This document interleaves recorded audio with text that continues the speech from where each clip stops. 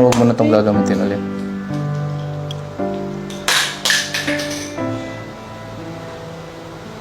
Tumingin ka sa akin. Kung gusto mo okay tayo, susunod ka sa akin. Naintindihan mo? Okay. Magluto ka na.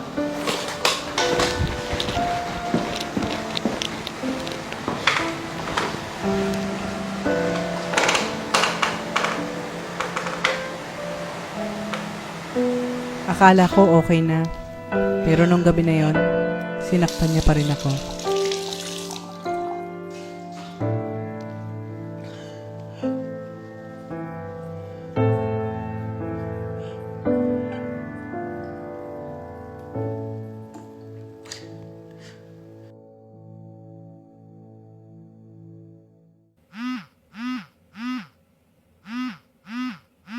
Hello, Beth?